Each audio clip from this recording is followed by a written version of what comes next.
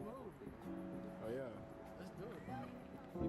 I was already kind of in the fashion scene. Like I started to see like how it was just going crazy. People were starting brands, and I knew I wanted to start a brand, and I didn't want to I don't know. I think I just didn't want to be like, well, I'm not gonna do this because everybody else is doing it. I was just more so thinking about it like, bro, I see everybody else starting a brand. I know I could do way better. Like for real, bro. I was like, I think I'm more so just seeing how possible it was. Like once I went to the pop-ups and I was like, okay, I'm looking at these pop-ups and like the people stuff was cool, but I could probably do something that's probably like a little bit cooler. When we first came out with the name, I was doing like a brainstorm like session with my homie John, and I had like the colors I wanted to use, the vibes associated with the brand, the brands that I took inspo from, keywords that I wanted to use like throughout my branding, or just like color combinations, the type of clothes I wanted to make.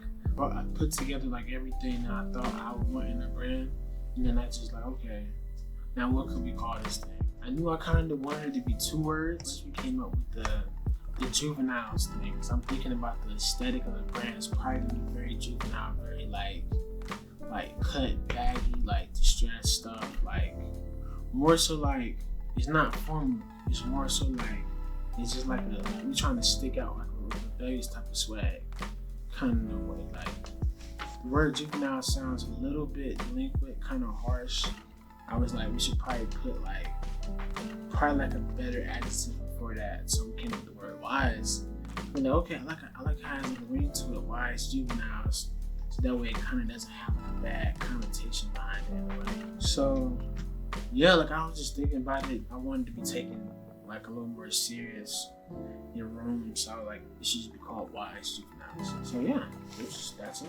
Me and Marcus always knew each other like since he's my brother. Like we clicked automatically off that. Like it's the guy, persevering, smart, and like headstrong. Like everything he says he's gonna do it regardless. Like each word has its different meaning. Persevering in one instance, honestly, it'll just come from like building a clothing brand from scratch. He's a one-man army sometimes.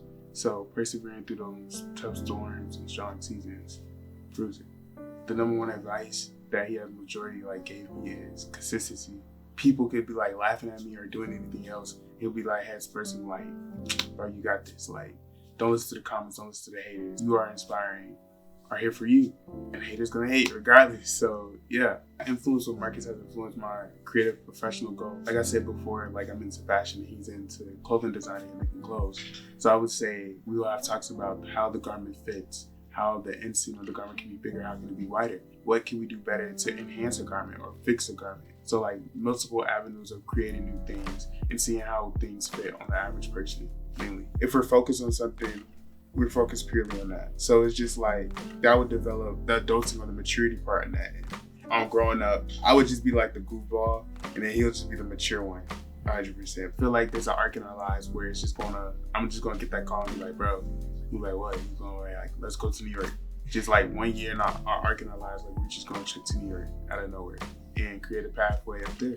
It sounds stupid corny, but it's like that Virgil 3% rule, I took it to heart. You don't have to make a whole new thing. That's not what fashion is. Like you can just add 3% to a thing, and now it's a whole new thing, because it technically is. If I ain't put my print on it, it's blank. If I ain't put myself on it, it's still blank. So it's more so, even if it has a logo, like I can print over it. I don't care. So more so just being like aggressive with how I tackle the fashion scene, where it's like I'm not scared to print over a logo. Just take anything and make it my own, because it's like a big part of fashion is just solely branding. You just brand yourself. You just put your print, your logo, and everything. I think I was trying to just build that from the jump. Like we have signature design, we put it on everything. We don't care. We print big and bold. But kind of some of the stuff that I've been doing be a little far left than like just regular Atlanta. That hustle culture of Atlanta. Like, you know what I'm saying? Everybody in Atlanta, we all feel like we celebrities. So I just kind of want to embody just the fact that like we make clothing to look cool, for you to look cool. Like, that's all I've been trying to do, is just make people look fly while they doing whatever they do. Wise Juvenile represents Atlanta's culture strictly by the name. Wise Juveniles, the youth. We get a lot of hate towards we're loudish, outlandish.